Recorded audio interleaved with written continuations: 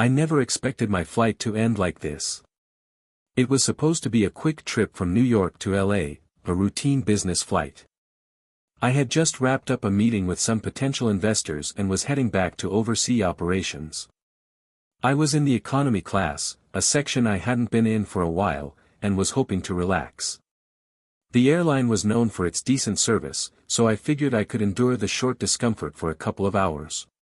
But that's when it happened. I just settled into my seat when the flight attendant, a woman in her early 30s, approached. She was tall, with short dark hair, and wore the usual airline uniform. She smiled at me, but there was something about her demeanor that didn't sit right. It wasn't exactly rude, but her eyes lingered too long on me, almost like she was deciding if I belonged there. "Excuse me, sir," she said, pointing to my seat. "Is this your first time flying economy?" I raised an eyebrow. "Sorry," I replied, a little confused. She quickly corrected herself. "I mean, you look like someone who belongs in first class." I didn't think much of it at first. Maybe it was the suit, or the fact that I was on the phone earlier making some last-minute deals. I get it, I've been there. People assume a lot about you based on appearances. But the way she said it, it felt off. There was a tone of condescension, as if she was saying that someone like me had no business in economy. Before I could say anything, she added, "Don't worry, sir. I'll see what I can do to make you feel more comfortable." I just smiled and nodded. I wasn't in the mood to engage. But as she walked away, I couldn't shake the feeling that something wasn't right. As the flight continued, I tried to focus on my laptop, but it was hard to ignore the tension in the air. I glanced around, noticing that a few other passengers seemed to be watching me. I could feel their eyes, curious, judgmental, perhaps even skeptical. The flight attendant had made her little comment, but now I was getting the sense that maybe there was more to it. About 20 minutes later, the same flight attendant returned. She had a tray of snacks in her hand, but instead of simply offering them like she was supposed to, she leaned down, almost bending over too far in front of me. "I hope you're enjoying the flight," she said, giving me an exaggerated smile. "We don't get many of your type in economy." I couldn't believe it. My blood started to boil. What did she mean by that? I was about to say something, but I held myself back. Maybe I had misunderstood her, maybe it wasn't as bad as it seemed. But then she continued, "I just thought you'd be more comfortable in a business class seat, given, well, your look." It was the last straw. I took a deep breath, trying to remain composed. But this woman had just insulted me, not just in front of the entire cabin, but by completely underestimating who I was. "Actually," I said, my voice calm but firm, "I'm the CEO of a $2 billion company." Her eyes widened, and for a moment, I could see the panic flash in her face. She quickly tried to cover it up, shifting awkwardly on her feet. "I'm sorry, sir. I didn't mean. I didn't know," she stammered, her tone shifting now to a nervous one. "Clearly," I replied, not letting her off the hook. "But that's exactly the problem, isn't it? You assumed. You judged me based on my seat and my appearance." There was a long, uncomfortable pause.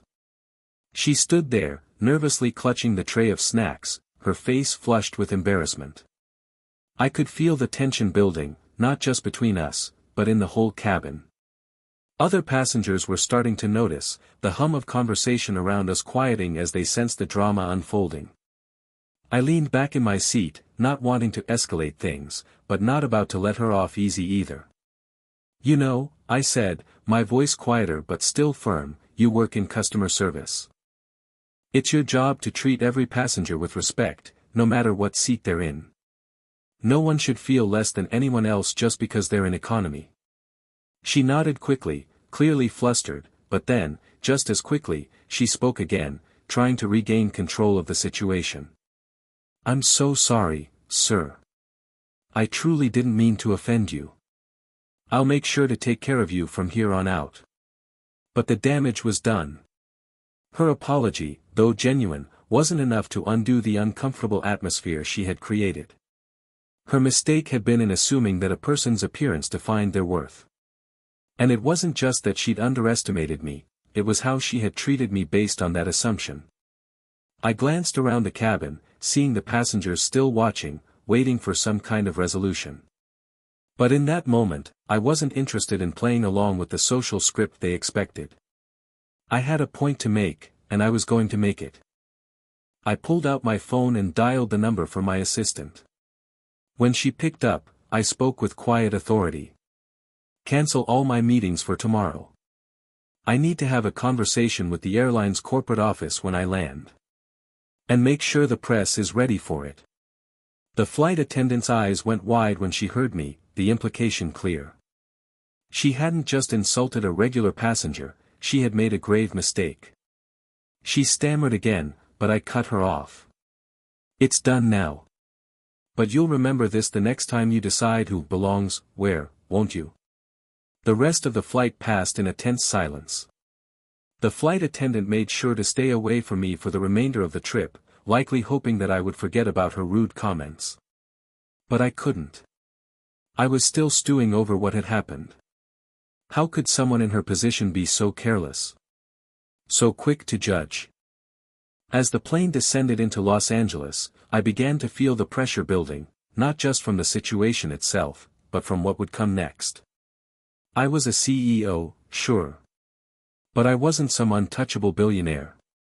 I had built my company from the ground up. And this small, careless mistake, had the potential to reach far beyond this one woman's misunderstanding. When the plane finally touched down, I gathered my things and stood up, making my way toward the exit. I couldn't help but notice how quickly the flight attendants scrambled, clearly wanting to avoid any more interactions. But I wasn't looking for confrontation. I had already made my point. I didn't want an apology from her. I wanted her to understand that there were consequences to such actions. But more than that, I wanted the airline to recognize that customer service is more than just a smile. It's about treating people with dignity and respect, no matter where they sit. As I exited the plane, I could hear the murmurs of passengers behind me. They were probably talking about the CEO who was insulted in economy. And that was fine. Maybe this would make them think twice before they judged anyone, based on a single look or assumption. Once I stepped into the terminal, I made a beeline for my phone. I had some calls to make, starting with the airline's corporate office. But as I pulled up the number, something caught my eye, another airline worker. She was watching me, her eyes narrowed, as if she were waiting for me to do something. "Everything all right?" she asked, a little too casually. I turned to her and said, "I'm fine. Just making sure that the airline learns from this experience. You can't judge people based on their appearance, and you certainly can't treat them any differently because of it." She didn't say anything in return. But I could see the change in her expression, she understood what I meant. I made my way to baggage claim, still thinking about the encounter. My assistant had already briefed me on the calls I needed to make when I got off the plane, but there was something unsettling about how quickly this all escalated. I didn't want to ruin anyone's life over a careless mistake, but I also knew that the airline had to take responsibility.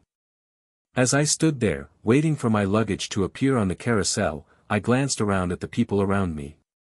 How many of them had been treated the same way by someone like that flight attendant? How many had been underestimated or belittled just because of where they sat or what they looked like? I wondered if they, too, had stayed silent, or if they had let their frustrations boil over. Then, I heard a familiar voice. It was the same flight attendant who had insulted me earlier. She had come to find me. "Excuse me, sir," she said, her voice hesitant, "I really just want to say again that I'm sorry for how I treated you on the flight." I turned to face her, surprised that she had come to apologize again, but this time, it wasn't just an apology, it was different. There was genuine remorse in her eyes, and I could tell she knew she had messed up. "I appreciate you coming over," I said, maintaining a calm tone. "But it's not just about me. It's about how you treat every person you come into contact with." This wasn't about me being in economy, it's about you assuming things based on appearances. She nodded, understanding now. I know. I've learned a lot from this experience. I'm sorry for making you feel less than. It wasn't my place, and I'll do better. I couldn't help but admire her for owning up to her mistake. It wasn't easy to admit when you've been wrong, especially when you hold a position of power over someone. But she did it. And I respected that. As the conversation ended, I could see her walking away, head held a little higher than before. Maybe, just maybe, this experience would stick with her, and she would change the way she interacted with every passenger going forward. My luggage finally came into view, and I grabbed it, ready to head out of the terminal. But I couldn't shake the feeling that the real work was just beginning. This wasn't just a one-off incident. It was a larger issue that went deeper than any single person. This was about a systemic issue with how people were treated, and I was going to make sure it was addressed. I called my assistant as I headed for the exit. Get the press on standby. Let's make this public. I'll speak with the airline, but this needs to be a conversation people are having. The following day, my office was a whirlwind of activity. My assistant had already coordinated a meeting with the airline's corporate team, and the press was waiting for my statement. As soon as I stepped into the conference room, I could feel the weight of what was about to unfold. The airline representatives were already seated, looking uncomfortable as I walked in. A few of them shifted in their chairs when they saw me. They recognized who I was. They had been briefed. Mr. Anderson, the airline's vice president of customer service, began, standing up to shake my hand. Thank you for meeting with us. We deeply regret the incident on your flight and would like to discuss how we can make this right. I took my seat, but I wasn't in the mood for pleasantries. Let's get one thing straight, I began. This isn't just about making it right with me. This is about changing the culture of your airline. The room fell silent. I run a company worth $2 billion, I continued. But I don't care how much money you have or what position you hold. No one should ever feel disrespected or belittled in your care, no matter what seat they're in. The VP nodded, clearly trying to maintain a professional demeanor, but I could tell she was rattled. We completely agree, Mr. Anderson. The incident was handled poorly, and we're already reviewing our customer service training protocols to ensure this doesn't happen again. I don't just want empty promises, I said, my voice firm. I want accountability. I want you to issue a public apology and a statement outlining how you're going to improve your services. And most importantly, I want your staff to be properly trained, because this is just the tip of the iceberg. If this is happening to me, imagine how many other people are being treated the same way. The VP seemed to understand the gravity of the situation. We will do whatever it takes to fix this. We will take immediate action, Mr. Anderson. Your feedback is invaluable, and we're committed to making changes. I looked at her for a moment before nodding. Good. But it's not just about training your staff. It's about creating a culture of respect, from the front desk to the flight attendants and everyone in between. You can't just throw money at the problem and expect it to go away. She nodded again, writing down notes, looking more serious now than she had when I walked in. Once this is handled, I added, I want to meet with the flight attendant who made that comment. I want to hear her perspective, and I want her to understand why what she did was wrong, not just for me, but for everyone who walks onto that plane. The meeting ended with the airline executives promising to take swift action, but I wasn't convinced that just a few changes in policy would be enough. I knew this went deeper than one flight attendant's mistake. This was a problem rooted in how employees at all levels of the airline perceived and interacted with passengers, particularly those who didn't fit the mold of what they assumed belonged in certain spaces. That afternoon, I met with the press. I had already written my statement, and I didn't want to mince words. The story of the rude flight attendant had gone viral overnight, and it was trending on social media.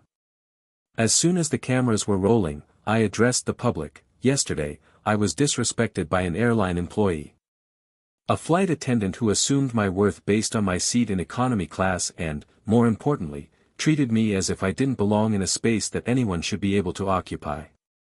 Her actions weren't just inappropriate, they were a reflection of a larger issue in the industry. This isn't about me. This is about the countless passengers who are judged based on their appearance, their seat class, or their perceived status. I paused, letting my words sink in. This airline, and many others like it, must realize that people are not defined by what they wear or where they sit. We are defined by our actions, by our character. It's time for airlines to stop assuming who deserves respect and start treating every passenger equally. After the statement, the questions came fast and furious from the reporters. Some asked about the specifics of what I planned to do next, others about how I was handling the incident. But I wasn't looking for sympathy. I wasn't even trying to get revenge on the flight attendant, I was looking for change. The next day, I received a call from the airline CEO, who wanted to personally apologize for the incident and reassure me that they were committed to not only revising their customer service policies but also establishing new guidelines for how employees should interact with passengers, no matter their seat or appearance. The flight attendant also reached out, asking if we could meet. I agreed, knowing that this was the moment of truth. This wasn't just about retribution, this was about education. When we met later that afternoon, I could see the remorse in her eyes. She had been forced to reflect on her actions, and I wasn't going to waste this opportunity. She listened, genuinely, as I explained why her assumptions about me, and about other passengers like me, were damaging. I don't want you to feel like you're being punished, I told her. But I do want you to understand why what you did was wrong. It's not about the seat. It's about how you treated someone who you assumed was beneath you. People deserve respect, no matter their position in life. And it's not your place to judge them based on that. She nodded, her voice quiet. I understand now. I truly didn't mean to hurt anyone. The conversation with the flight attendant wasn't easy, but it was necessary. By the end of our meeting, she promised to go through the airline's re-education program, designed to reinforce the values of equality and respect for every passenger. She also agreed to take responsibility for her actions and to share her story with other employees in the hopes that they, too, would learn from her mistake. I left that meeting feeling a sense of resolution.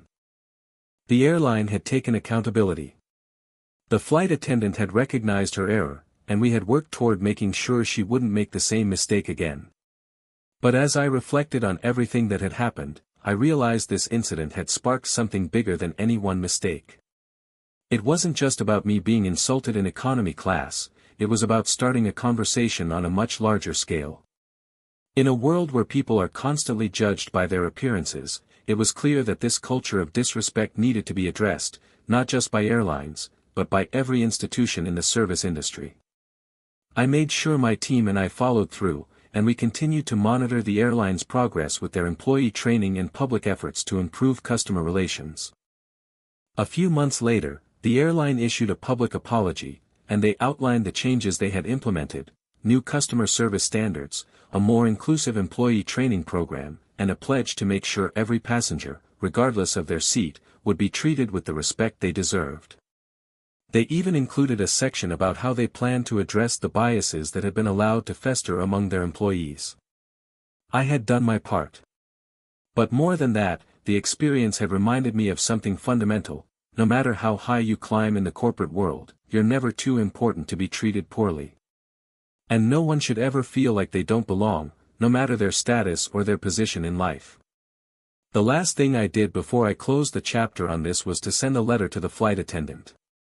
It wasn't an apology, it was a message of hope.